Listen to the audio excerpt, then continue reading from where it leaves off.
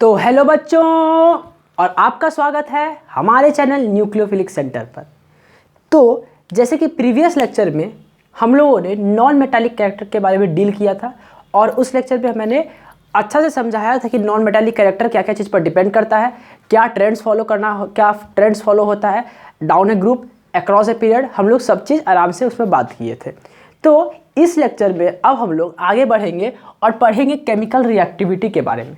यानी कि chemical reactivity जो है टर्म, वो क्या चीज़ पर डिपेंड करता है, केमिकल रिएक्टिविटी होता क्या है, ये सब चीज़ इस सब चीज़ के बारे में हम लोग पढ़ाई करेंगे। तो बात आता है केमिकल रिएक्टिविटी का। तो केमिकल रिएक्टिविटी यानी कि क्या, वर्ड रिएक्टिविटी उसका मतलब क्या है, रिएक्टिविटी जो वर्ड है मेरा उसका मतलब क्या है। तो रिएक्टिविटी क्या मतलब क्या है कि जो एलिमेंट है किस टेंडेंसी से रिएक्ट करता है, यानी कि कितना इलेक्ट्रॉन को गेन कर रहा है या कितना इलेक्ट्रॉन को लूज कर रहा है, यही चीज़ पर हम लोग बात करते हैं। रिएक्टिविटी तो ये ना होता है कि जो एलिमेंट है मेरा, जो एलिमेंट है, गिवन एलिमेंट है, वो कितना इलेक्ट्रॉन को लूज कर रहा है या कितना इलेक्ट्रॉन को गेन कर रहा है। तो बात करते हैं यानी केमिकल रिएक्टिविटी। तो हम बात बोलेंगे कि the chemical reactivity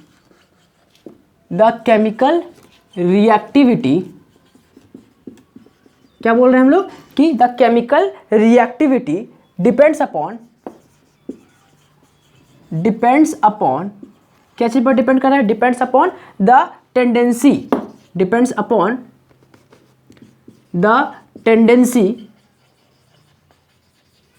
to gain electron और लूज इलेक्ट्रॉन। अब हम तो पहले ही बता चुके हैं कि इलेक्ट्रॉन को गेन करेगा या इलेक्ट्रॉन को लूज करेगा कब जब उसका ऑक्टेट को पूरा करना हो, टू कंप्लीट इट्स ऑक्टेट, यानी कि अपने ऑक्टेट को पूरा करने के लिए वो कितना इलेक्ट्रॉन को लूज कर रहा है, कितना इलेक्ट्रॉन को गेन कर रहा है। अब बात करते हैं जितना ज़्यादा इलेक्ट्रॉन को लूज करेगा, इलेक्ट्रॉन लूज जितना ज़्यादा होगा, यानी कि जितना ज़्यादा इलेक्ट्रॉन को लूज करेगा वो एलिमेंट, उसका केमिकल रिएक्टिविटी उतना ज़्यादा होगा।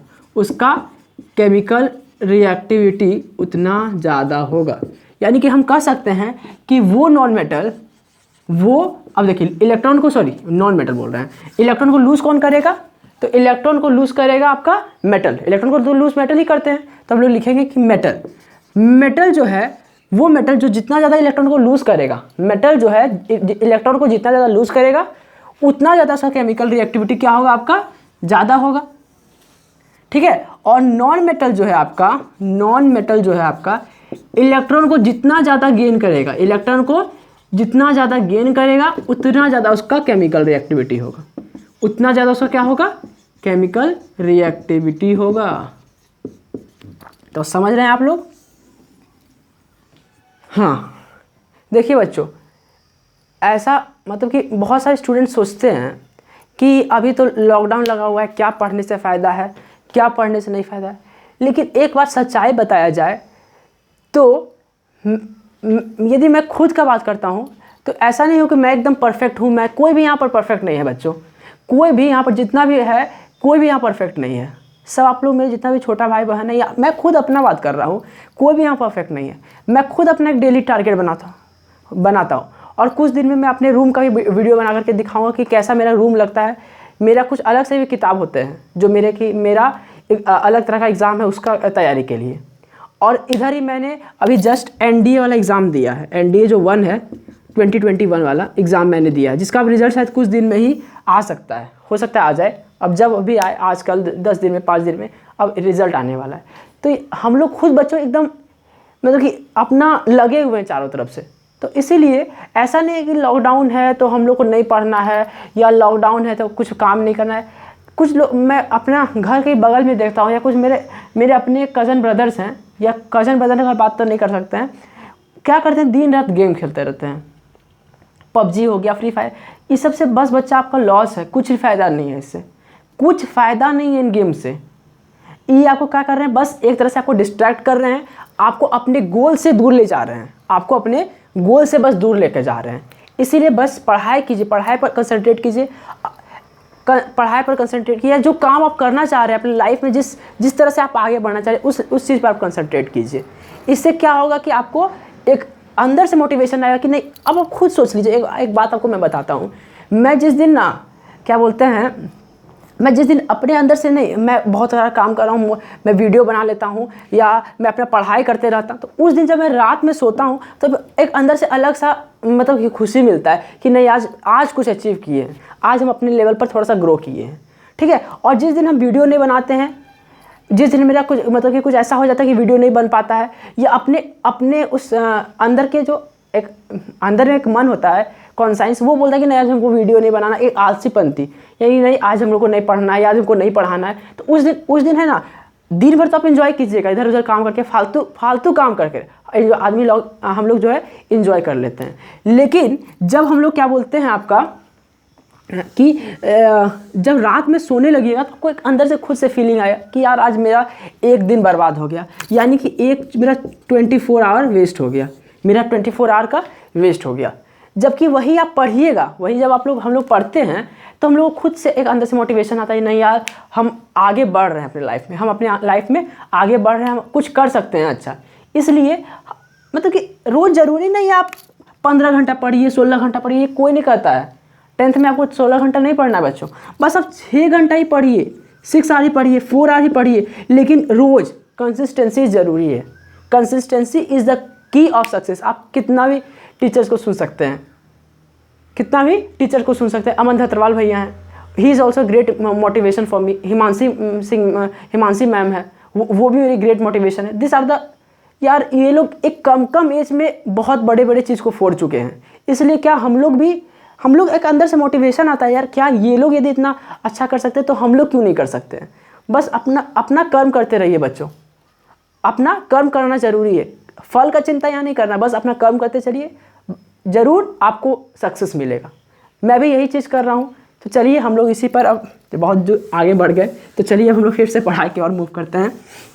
हाँ, तो क्या बोल रहा था मैं कि नॉन मेटल जितना इलेक्ट्रॉन गेन करेगा उसका केमिकल रिएक्टिविटी उतना ज़्यादा होगा, मेटल जितना इलेक्ट्रॉन को लूज़ करेगा उतना उसका केमिकल रिएक्टिविटी क्या होगा, ज़्यादा होगा, ठीक है। तो अब इसके बाद हम लोग बात करते हैं, ठीक है, यहाँ तक तो क्लियर, इसमें तो कोई दिक्कत नहीं है कि रिएक्टिविटी केमिकल रिएक्टिविटी कब ज़्यादा होगा। मेटल के लिए कब केमिकल रिएक्टिविटी ज़्यादा होगा, जब वो ज़्यादा इलेक्ट्रॉन को लूज़ करेगा, और नॉन मेटल के लिए केमिकल रिएक्टिविटी कब ज़्यादा होगा, जब वो ज़्यादा इलेक्ट्रॉन को गेन करेगा। इसको आप लोग कॉपी में अच्छा से लिख लीजिए, ठीक है। अब हम लोग ट्रेंड्स की ओर मूव करेंगे, तो हम लोग पढ़ते हैं ट्रेंड्स। सबसे पहला बात करते हैं अक्रॉस द पीरियड, यानी कि जब हम लोग मूव करेंगे अक्रॉस द पीरियड तो क्या ट्रेंड फॉलो होगा। चलिए इस पर हम लोग मूव करते हैं।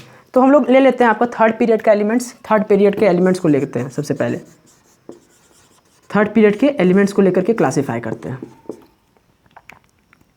ठीक है। थर्ड पीरियड में कौन कौन से एलिमेंट्स है आपका, लिथियम तो सेकंड पीरियड वाला में, यहाँ पर है sodium, magnesium, aluminium, silicon, phosphorus, sulphur, chlorine. यही आपका 1 2 3 4 sodium, magnesium, aluminium, silicon, phosphorus, sulphur and chlorine.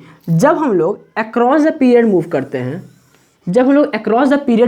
हैं, देखिए आप बात बताइए, जब हम लोग अक्रॉस द पीरियड मूव करते हैं तो इसका एटॉमिक नंबर कितना है। इसका एटॉमिक नंबर 11, इसका 12, इसका 13, इसका 14, इसका 15, इसका 16, इसका 17, ठीक है, क्लियर। ये तो इसमें तो कोई दिक्कत नहीं है।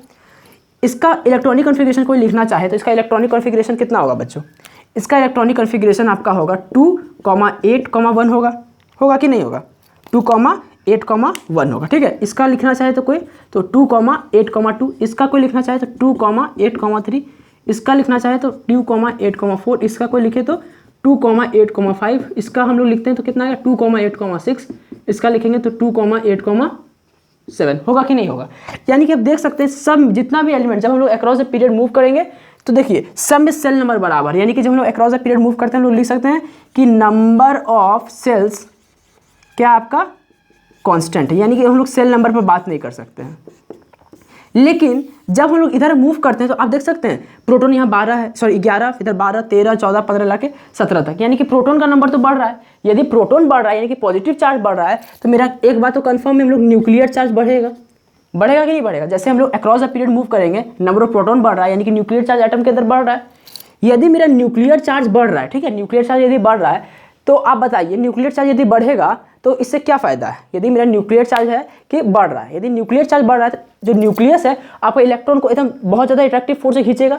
यानी कि क्या होगा, न्यूक्लियस जो है मेरा वो बहुत ज़्यादा अट्रैक्टिव फोर्स से, अट्रैक्टिव फोर्स क्या होगा, अट्रैक्टिव फोर्स क्या होगा किसके बीच में, न्यूक्लियस और किसके बीच में, outer most orbit, outer most orbit electron के बीच में क्या होगा, अट्रैक्टिव फोर्स बढ़ जाएगा। यदि मेरा अट्रैक्टिव फोर्स बढ़ जाएगा, यदि मेरा अट्रैक्टिव फोर्स बढ़ जाएगा तो आप बताइए इलेक्ट्रॉन को, यदि हम लोग इलेक्ट्रॉन को अंदर देना है, ठीक है, यदि हम आराम से मेटल का केस लेकर सोचते हैं, यदि हमको क्या है इलेक्ट्रॉन को बाहर निकालना है तो इलेक्ट्रॉन बाहर निकलेगा, क्योंकि देखिए अब इलेक्ट्रॉन को तो तुम बहुत ज़्यादा अट्रैक्टिव फोर्स से खींच के रखा है, यानी कि बहुत ज़्यादा अट्रैक्टिव फोर्स से जब वो खींच के रखेगा तो इलेक्ट्रॉन को बाहर निकालना आसान होगा, नहीं होगा। यानी कि electron will not be removed easily, यानी कि इधर जाएंगे तो इलेक्ट्रॉन को निकालना क्या होगा, आसान नहीं हो सकता है, क्योंकि क्या होगा, अट्रैक्टिव फोर्स के कारण न्यूक्लियस जो है इलेक्ट्रॉन को एकदम जोर से खींच के रखेगा। यानी कि जब हम इधर जाएंगे तो मेरा क्या बढ़ेगा कि इधर जैसे जाएंगे तो मेरा मेटालिक करैक्टर क्या होगा, इलेक्ट्रॉन को क्या लूज़ करना आसान नहीं है, इलेक्ट्रॉन को इधर जाएंगे तो आसान होगा इलेक्ट्रॉन को लूज़ करना, नहीं, इलेक्ट्रॉन को लूज़ करना आसान नहीं होगा, तो मेटालिक करैक्टर इधर जाने पर घटेगा। यानी कि हम क्या कर सकते हैं कि इधर जाने पर क्या होगा, आपका नॉन मेटालिक करैक्टर बढ़ेगा। यानी कि ये जितना एलिमेंट्स हैं, ये जितना एलिमेंट्स है क्या सब क्या है, नॉन मेटल्स हैं, और इधर वाला मेटल्स है, ये यहाँ से यहाँ तक मेटल्स है कि नहीं है, ये आपका मेटल्स हो गया, और ये जो है मेटलॉइड हो गया। अब देखिए सर आप बता रहे हैं केमिकल रिएक्टिविटी बता रहे थे, अब आप मेटल नॉन मेटल पर क्लासीफाई करने लगे, तो सुनिए अब इसके बाद हम लोग का मेन थ्योरी शुरू होता है नॉन मेटल यानी कि केमिकल रिएक्टिविटी का। तो क्या है सर वो बताइए, अब आप बताइए। यानी कि हम कह सकते हैं कि सबसे ज़्यादा मेटालिक करैक्टर इसका होगा, क्योंकि इधर जाने पर क्या हो रहा है, मेटालिक करैक्टर घट रहा है, यानी कि सबसे कम मेटालिक करैक्टर इसका होगा, सबसे ज़्यादा मेटालिक करैक्टर इसका होगा। यदि सबसे ज़्यादा मेटालिक करैक्टर इसका होगा, यानी कि हम क्या कहेंगे कि मेटालिक करैक्टर यदि सबसे ज़्यादा इसका है, यदि किसी भी एलिमेंट एक्स एलिमेंट का मान के चलिए, एलिमेंट एक्स का मेटालिक करैक्टर सबसे ज़्यादा था, यानी कि सबसे ज़्यादा इलेक्ट्रॉन वही लूज़ कर सकता है, यानी कि जिसका सबसे ज़्यादा मेटालिक करैक्टर होगा वही सबसे ज़्यादा इलेक्ट्रॉन को लूज़ कर पाएगा। यानी कि ये मेरा सबसे ज़्यादा इलेक्ट्रॉन को लूज़ करेगा, क्या है, लूज़ करेगा कितना, मैक्सिमम इलेक्ट्रॉन को ये लूज़ करेगा, ठीक है। और इधर हम लोग जैसे जाएंगे तो क्या होगा, मेटालिक करैक्टर घटेगा। यदि मेरा इधर जाने पर मेटालिक करैक्टर घटता है, ठीक है, क्या बोले हम लोग कि इधर जाने पर यदि मेटालिक करैक्टर घटता है, यानी कि नॉन मेटालिक करैक्टर सबसे ज़्यादा इसका होगा, क्योंकि इधर जाएंगे तो मेटालिक करैक्टर घटेगा ना भैया, इधर जाने पर नॉन मेटालिक करैक्टर बढ़ेगा। यानी कि सबसे ज़्यादा जो लास्ट होगा उसका सबसे ज़्यादा नॉन मेटालिक करैक्टर होगा कि नहीं होगा, सबसे ज़्यादा नॉन मेटालिक करैक्टर वो शो करेगा। ये हम नहीं बोल रहे हैं कि ये नॉन मेटल्स हो गए, ठीक है, ये आपका क्या, ये तो नॉन मेटल्स है ही, ये आपका तो नॉन मेटल्स हैं। अब आप बात करते हैं कि ये नॉन मेटल्स तो हैं, इसमें तो ये नहीं बोल सकते कि नॉन मेटल्स नहीं, तो नॉन मेटल्स ही हैं। अब यानी कि जैसे इधर जाएंगे तो सबसे ज़्यादा किसका होगा, सबसे ज़्यादा नॉन मेटालिक करैक्टर इसका होगा। क्यों, क्योंकि इधर जाने पर हम देख सकते हैं, जैसे हम लोग इधर जाएंगे, ठीक है, जैसे हम लोग इधर जाएंगे तो non metallic character, sorry metallic character क्या हो रहा है, घट रहा है, मेटालिक करैक्टर क्या हो रहा है आपका, घट रहा है। तो इधर जाने पर मेटालिक करैक्टर घट रहा है तो नॉन मेटालिक करैक्टर बढ़ेगा। तो इधर जैसे जैसे जाएंगे तो नॉन मेटालिक करैक्टर सबसे ज़्यादा किसका होगा, क्लोरीन। यानी कि क्लोरीन जो है यदि नॉन मेटालिक करैक्टर सबसे ज़्यादा है, क्या हम बोल रहे हैं कि यदि किसी भी एलिमेंट एक्स, मान के चलिए एलिमेंट एक्स है, यदि एक्स एलिमेंट का क्या है आपका नॉन मेटालिक करैक्टर सबसे ज़्यादा है, इसका नॉन मेटालिक करैक्टर सबसे ज़्यादा होगा, वो क्या करेगा, ज़्यादा इलेक्ट्रॉन को गेन करेगा। यानी कि इलेक्ट्रॉन गेन जो है इसका सबसे मैक्सिमम होगा, ठीक है, इसका सबसे मैक्सिमम इलेक्ट्रॉन गेन होगा। अब बात करते हैं मेटलॉइड में कितना है, इलेक्ट्रॉन कितना है आउटर मोस्ट ऑर्बिट में 4, यानी कि ना ये इलेक्ट्रॉन को गेन करेगा, ना इलेक्ट्रॉन को क्या करेगा, ना इलेक्ट्रॉन को गेन करेगा, ना इलेक्ट्रॉन को क्या करेगा, ये लूज़ करेगा, ना इलेक्ट्रॉन को गेन करेगा, ना इलेक्ट्रॉन को लूज़ करेगा। यानी कि इसका रिएक्टिविटी तो लीस्ट होगा, हम बात कर सकते हैं इसमें ना गेन कर रहा है ना लूज़ कर रहा है, इसका रिएक्टिविटी क्या है, सबसे कम है कि नहीं है। अब नॉन मेटल के केस में सबसे ज़्यादा रिएक्टिविटी किसका होगा, ये होगा, यानी कि हम लिख सकते हैं कि मोस्ट रिएक्टिव, ये क्या होगा आपका नॉन मेटल के केस में सबसे ज़्यादा रिएक्टिव होगा कि नहीं होगा, ये होगा सबसे ज़्यादा, एक जैसे गलती हो गई रिएक्टिव के स्पेलिंग में, रिएक्टिव, ठीक है, ये क्या होगा सबसे ज़्यादा रिएक्टिव होगा। और मेटल के केस में ये क्या होगा आपका सबसे ज़्यादा रिएक्टिव होगा, most reactive in the case of क्या, मेटल के केस में सबसे ज़्यादा रिएक्टिव यही होगा, ठीक है, ये कंफर्म है। यानी कि जब हम लोग इधर से इधर जाएंगे तो रिएक्टिविटी क्या होगा, यहाँ तक जाने में रिएक्टिविटी डिक्रीज होगा कि नहीं होगा। ये क्या है, कम इलेक्ट्रॉन को लूज़ कर पाएगा, ये इससे कम इलेक्ट्रॉन को लूज़ कर पाएगा। क्या बोल रहे हैं कि ये जो है आपका, जैसे हम लोग जाएंगे इधर तो रिएक्टिविटी क्या होगा, डिक्रीज करेगा। ये क्या होगा, रिएक्टिविटी को क्या करेगा, डिक्रीज करेगा, क्योंकि सबसे ज़्यादा मेटालिक कौन है, सबसे ज़्यादा मेटालिक ये है, सबसे ज़्यादा मेटालिक करेक्टर ये शो करेगा, सबसे ज़्यादा मेटालिक करेक्टर ये शो करेगा, इसीलिए क्या होगा, सबसे ज़्यादा रिएक्टिव ये होगा। अब क्या है बात, इधर जाने पर सबसे ज़्यादा मोस्ट रिएक्टिव ये है, तो इधर जैसे हम लोग आएंगे तो इधर क्या होगा, रिएक्टिविटी क्या होगा आपका, इधर डिक्रीज होगा, होगा कि नहीं होगा, रिएक्टिविटी जो है सबसे ज़्यादा इधर डिक्रीज होगा। समझ में आ रहा है, ये क्या होगा, इधर आने पर सबसे ज़्यादा रिएक्टिविटी डिक्रीज होगा, इधर जाने पर सबसे ज़्यादा रिएक्टिविटी डिक्रीज होगा। इसका रिएक्टिविटी सबसे ज़्यादा होगा मेटल के केस में, क्योंकि ये सबसे ज़्यादा मेटालिक है। जो सबसे ज़्यादा मेटालिक होगा, जो सबसे ज़्यादा मेटालिक कैरेक्टर शो करेगा उसका रिएक्टिविटी सबसे ज़्यादा होगा। जो सबसे ज़्यादा नॉन मेटालिक कैरेक्टर शो करेगा उसका रिएक्टिविटी नॉन मेटल के केस में सबसे ज़्यादा होगा, और इधर आने पर घटेगा, इधर जाने पर घटेगा, इसका सबसे लीस्ट होगा सिलिकॉन का। यहाँ तक क्लियर है, इसको आप लोग अच्छा से नोट कर लीजिए एकदम आराम से बैठ करके। तो मुझे लगता है, आशा करता हूँ कि मैं आप लोग नोट कर चुके होंगे। इसके बाद हम लोग नेक्स्ट चीज़ के और मूव करेंगे, जो कि है डाउन द ग्रुप। इसको आप लोग नोट कर लीजिए अच्छा से। तो मिटा रहा हूँ मैं।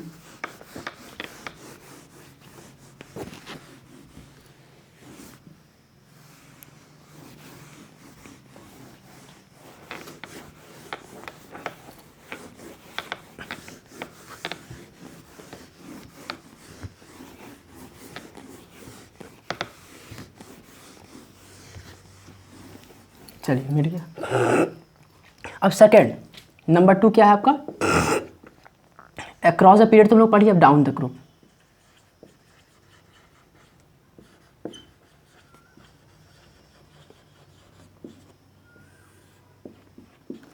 ठीक है, डाउन द ग्रुप। अब हम लोग सबसे इसके लिए बेस्ट एग्जांपल ले लेते हैं ग्रुप नंबर 1 का, और उससे समझने का कोशिश करते हैं। ग्रुप नंबर 1 का एग्जांपल लेते हैं और समझने का कोशिश करते हैं।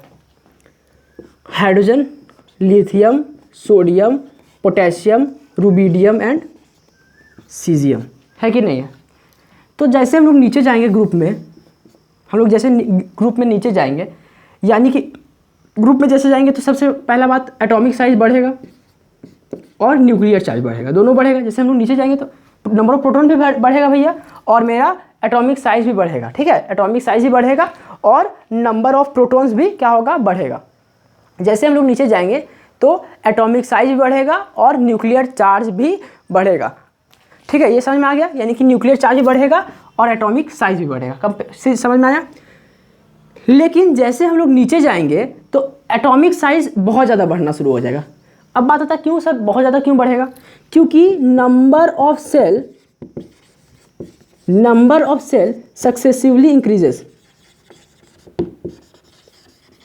क्या होगा, number of cell successively increases, यानी कि नीचे जाने पर जो नंबर ऑफ सेल होगा बहुत ज़्यादा मात्रा में बढ़ेगा, और न्यूक्लियर चार्ज जो होगा वो कंपैरेटिवली कम, यानी कि एटॉमिक साइज के कंपैरिजन में थोड़ा कम बढ़ेगा। यानी कि यहाँ पर मोर इफेक्टिव कौन होगा, ये जो है आपका मोर इफेक्टिव होगा, ठीक है। यानी कि नीचे जाने पर मेरा मेनली क्या बढ़ेगा, एटॉमिक साइज बढ़ेगा।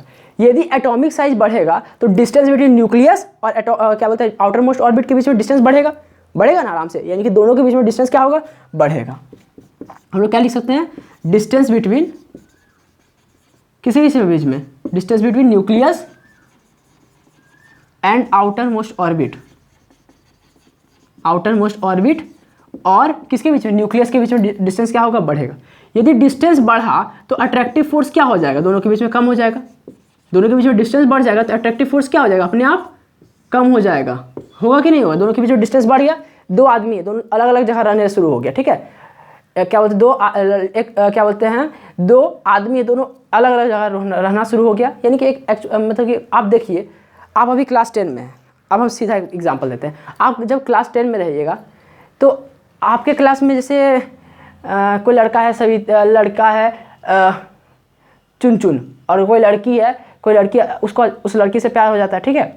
अब वो क्या सोचेगा कि नहीं भाई मेरी यही सोलमेट है, नहीं जो स्कूल में हो गया अब यही मेरी लाइफ भर रहेगी। भैया ये सब पागलपंती है, कुछ नहीं, सब मतलब क्या कर सकते हैं, ये सब एकदम फालतू है। कि जैसे आप स्कूल से निकलिएगा दोनों के बीच में डिस्टेंस बढ़ा, खत्म, रिलेशनशिप वहीं उसी दिन का था, जो लास्ट आपका फेयरवेल था ना, उस दिन के बाद आपको क्या हुआ, रिलेशनशिप खत्म होते थे, खत्म हो गया, 10 दिन बाद रिलेशनशिप खत्म। तो यानी कि यदि आदमी में यदि दूर हुई हो जाता है तो अट्रैक्टिव फोर्स घट जाता है। तो यदि ये तो न्यूक्लियस का बात कर रहे हैं, यानी कि प्रोटॉन और इलेक्ट्रॉन का बात कर रहे हैं, तो दोनों के बीच में यदि दूरी बढ़ जाएगा तो क्या होगा, अट्रैक्टिव फोर्स क्या हो जाएगा, अपने आप घट जाएगा। यानी कि अट्रैक्टिव फोर्स क्या होगा, किसके बीच में, आउटर मोस्ट। अब एक दो होते हैं एक्सेप्शनल केस, नहीं कि सच्चा प्यार, हाँ ऐसा भी होता है कहीं कहीं कि दोनों नहीं, ज़िंदगी भर एक साथ रहेंगे, ठीक है। ऐसा हो सकता है, बहुत बहुत कम केस होता है, लेकिन हाँ ये भी होता है। लेकिन क्या बोलेंगे कि अट्रैक्टिव फोर्स क्या होगा आपका, outermost orbit electron, outermost orbit electron और न्यूक्लियस के बीच में क्या होगा, अट्रैक्टिव फोर्स क्या होगा आपका, घट जाएगा। यदि आउटर मोस्ट ऑर्बिट का इलेक्ट्रॉन फोर्स अट्रैक्टिव फोर्स घट जाएगा तो इलेक्ट्रॉन आराम से हम लोग निकाल सकते हैं। यदि अट्रैक्टिव फोर्स घट गया तो आराम से इलेक्ट्रॉन निकाल जाएगा। यानी कि हम क्या कर सकते हैं, electron will be removed easily. यानी कि हम क्या कर सकते हैं कि मेटालिक कैरेक्टर आपका क्या होगा, बढ़ेगा। यदि आराम से इलेक्ट्रॉन निकल सकता है तो पक्का वाली बात है मेटालिक कैरेक्टर बढ़ेगा। यानी कि नीचे जाने पर क्या बढ़ रहा है आपका, मेटालिक कैरेक्टर बढ़ रहा है। अब आप सर बोलिए इतना मेटालिक कैरेक्टर तक पहुंच के केमिकल रिएक्टिविटी पढ़ना था सर हमको, आप मेटालिक कैरेक्टर पर ले आते हैं बार बार। तो मेटालिक कैरेक्टर से ही हम लोग सब पढ़ेंगे। अब देखिए मेटालिक कैरेक्टर यदि मेरा क्या हो रहा है, बढ़ रहा है। यदि मेरा मेटालिक कैरेक्टर बढ़ेगा, यदि क्या बोल रहे हैं हम, यदि मेरा मेटालिक कैरेक्टर बढ़ता है, ठीक है, यदि मेरा मेटालिक कैरेक्टर बढ़ता है तो जिसका ज़्यादा मेटालिक कैरेक्टर होगा वो ज़्यादा इलेक्ट्रॉन को लूज करेगा। मेटालिक कैरेक्टर बढ़ने का मतलब क्या है कि जिसका मेटालिक कैरेक्टर सबसे ज़्यादा होगा भैया वो सबसे ज़्यादा इलेक्ट्रॉन को लूज करेगा। यानी कि जैसे हम लोग नीचे जाएंगे, जैसे हम लोग नीचे ग्रुप में जाएंगे तो सबसे ज़्यादा क्या होगा, ये सबसे ज़्यादा मेटालिक कैरेक्टर होगा। क्योंकि हम क्या बोल रहे हैं कि नीचे जाने पर क्या हो रहा है, down the group metallic character increases. यानी कि नीचे जाएंगे तो वो ज़्यादा मेटालिक कैरेक्टर शो करेगा कि नहीं। यानी कि ये जो है आपका सबसे ज़्यादा मेटालिक कैरेक्टर शो करेगा। यानी कि जो सबसे ज़्यादा मेटालिक कैरेक्टर शो करेगा उसका रिएक्टिविटी क्या होगा, सबसे ज़्यादा। यानी कि केमिकल रिएक्टिविटी इसका क्या होगा, मोस्ट रिएक्टिव होगा। ये क्या होगा, क्योंकि इसका मेटालिक कैरेक्टर क्या है, सबसे ज़्यादा है कि नहीं। नीचे जाने पर बढ़ रहा है तो हम क्या कहेंगे कि नीचे जाने पर बढ़ रहा है, यानी कि सबसे ज़्यादा इलेक्ट्रॉन ये लूज करेगा और इसी को हम लोग क्या कहेंगे, ये मोस्ट रिएक्टिव है। और ये क्या हो जाएगा आपका, लीस्ट रिएक्टिव। क्या हो जाएगा ये आपका, लीस्ट रिएक्टिव। हम क्या कर सकते हैं कि यदि हम डाउन द ग्रुप गए तो मेरा क्या होगा, केमिकल रिएक्टिविटी इंक्रीजेस। सही बात है कि नहीं। नीचे जाने पर क्या हो रहा है मेरा, केमिकल रिएक्ट, जिसका जो बात मेटालिक कैरेक्टर होगा वही उसका भी होगा केमिकल रिएक्टिविटी का, ठीक है। In the case of metal, ये जितना बात किए हम लोग मेटल का केस में बात करिए, ठीक है। यानी कि नीचे जाने पर मेरा क्या हो रहा है, केमिकल रिएक्टिविटी भी बढ़ रहा है। यहाँ तक इसको आप लोग नोट कर लीजिए, अच्छा से इसको नोट कर लीजिए आराम से। तब तक मैं पानी पी लेता हूँ। हाँ, तो अब आप लोग नोट कर चुके होंगे। इसके बाद हम लोग मेल्टिंग पॉइंट और बॉइलिंग पॉइंट की तरफ मूव करते हैं। मेल्टिंग पॉइंट बॉइलिंग पॉइंट पढ़ना है, उसके बाद हम लोग को एक और छोटा सा टॉपिक है डेंसिटी। बस इसके बाद ये लेक्चर को अंत कर देंगे। इसी के साथ अंत।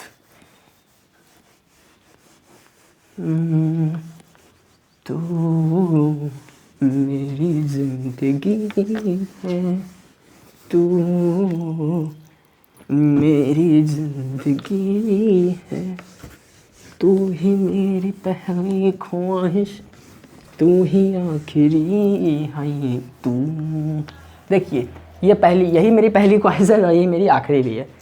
तो केमिस्ट्री इज़ माई लव। तो केमिस्ट्री को हम लोग आगे लेके चलते हैं भैया। अब हम लोग पढ़ेंगे melting point and boiling point.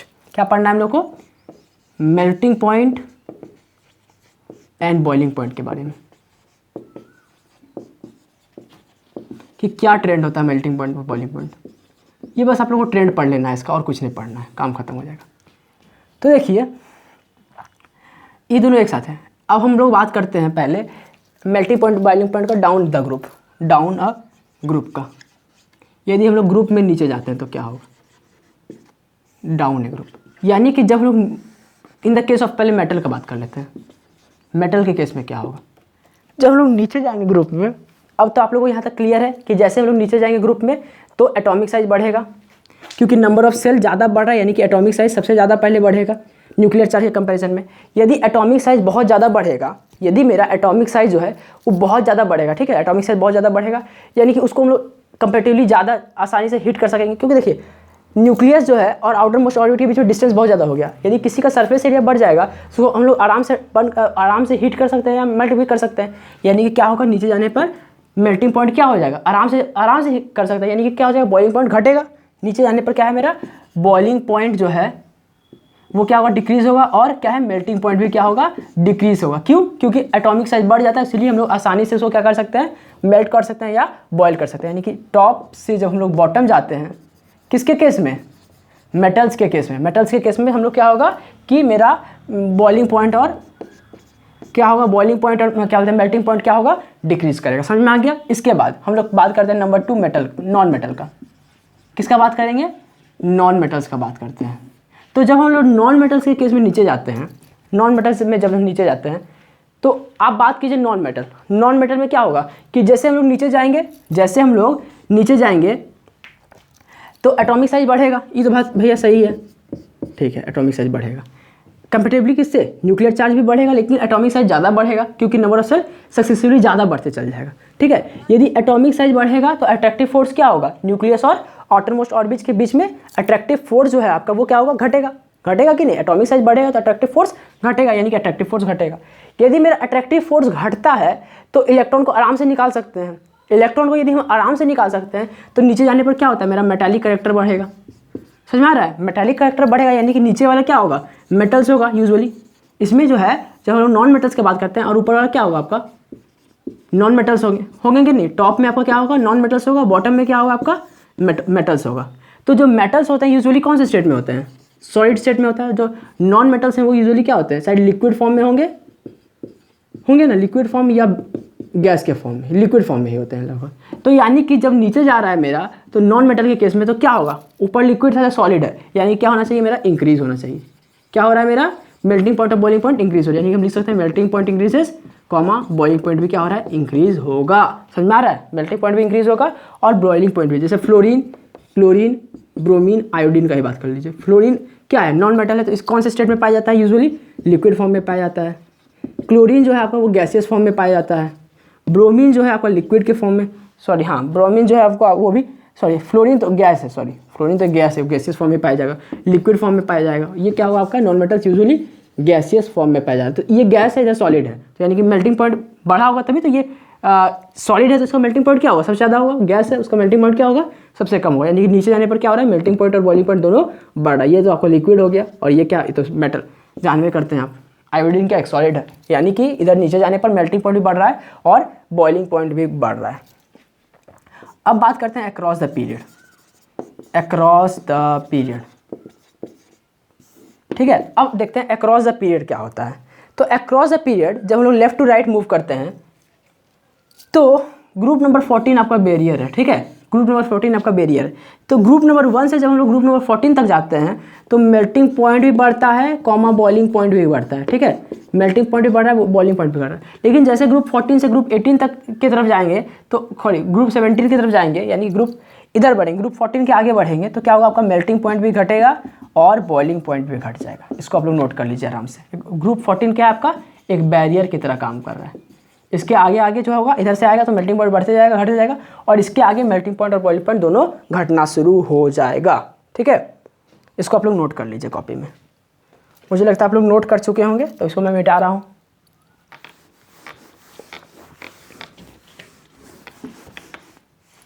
अब हम लोग छोटा सा एक टॉपिक बचा हुआ डेंसिटी, उसको भी ले ही लेते हैं इसी वीडियो में। इस वीडियो में ले लेंगे तो अगला वीडियो से हम लोग का इलेक्ट्रॉन एफिनिटी जो एक मेन टॉपिक शुरू होता है वो हम लोग का शुरू हो जाएगा। ये सबसे तो उतना क्वेश्चन आएगा कि नहीं आएगा, लेकिन ये मतलब कि इधर जो 3 टॉपिक पढ़े, ये जो मेल्टिंग पॉइंट बॉइलिंग पॉइंट से क्वेश्चन नहीं आ सकता, हो सकता नहीं भी है, या डेंसिटी से क्वेश्चन आए भी या नहीं भी है। लेकिन जो आपका अब टॉपिक जो पढ़ा है उधर 3 टॉपिक कौन सा, रेडियस, मेटालिक कैरेक्टर और नॉन मेटालिक कैरेक्टर, अब जो आगे पढ़ेंगे उससे भी इंपॉर्टेंट है। ठीक है, इसके बाद हम लोग पढ़ेंगे डेंसिटी के बारे में। डेंसिटी कैसे डिपेंड कर रहा है, डेंसिटी क्या चीज़ पर डिपेंड कर रहा है।